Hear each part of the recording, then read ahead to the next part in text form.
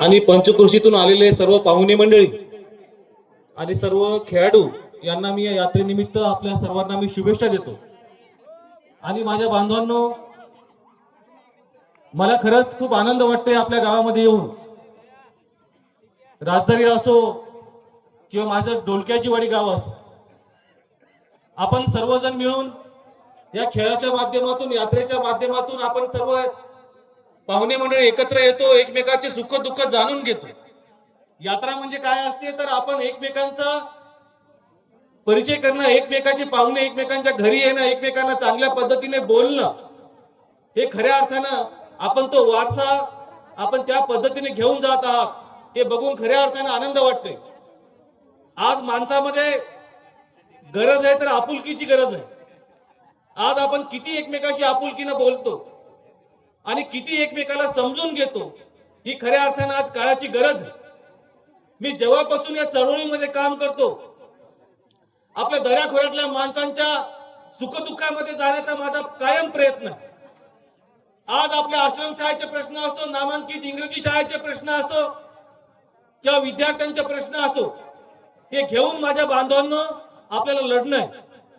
आपण सर्वजण मागे आरक्षणाच्या मुद्द्यावर आपण हिंगोलीमध्ये फार मोठा मोर्चा काढला। आपण सर्वजण त्या मोर्चामध्ये मोठ्या संख्येने त्या ठिकाणी सहभागी झाला आणि म्हणून आपल्या मुद्द्यांकडे, आपल्या मागण्यांकडे आज शासनाचं लक्ष या ठिकाणी गेलेलं आहे आणि हे मुद्दे घेऊन आपल्याला लढायचं।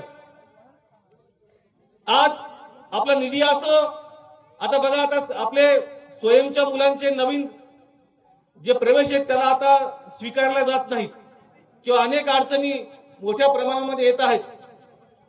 माझ्या बांधवांना या माध्यमातून लढावं लागणार। आपल्या शासकीय आश्रमशाळेच्या मुलांना आतापर्यंत गणवेश सुद्धा या ठिकाणी वाटप करण्यात आलेलं नाहीये। शाळा चालू होऊन 8 महिने झाले, पण अजूनही आपल्या मुलांना गणवेश नाही। हा विषय आम्ही या ठिकाणी शासनाकडे आता मांडलेला आहे आणि तो मुद्दा घेऊन आपण निश्चित पाठपुरावा करून आपल्या बांधवांपर्यंत ही प्रत्येक योजना ही मिळवून देण्यासाठी आपण या ठिकाणी प्रयत्न करणार आहोत। पण तुमचं या माध्यमातून तुमचा प्रयत्न, तुमची साथ ही कायम राहिली पाहिजे, कारण तुमच्या सर्वांचा प्रयत्न असला तरच आपण काहीतरी करू शकतो, आपल्या बांधवांपर्यंत आपण न्याय देऊ शकतो। म्हणून तुम्हाला भेटणं, तुमच्यासोबत येणं, तुमच्या सर्वांच्या सोबत राहणं मला खूप एक माझ्यासाठी फार जिव्हाळ्याचा विषय असतो।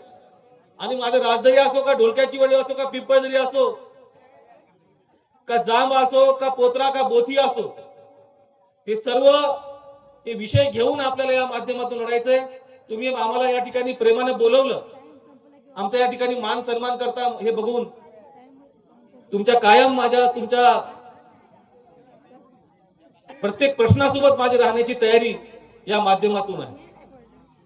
आणि एवढं बोलून मी पुन्हा एकदा तुम्हाला या जत्रेच्या शुभेच्छा देतो, थांबतो। धन्यवाद। जय बिरसा।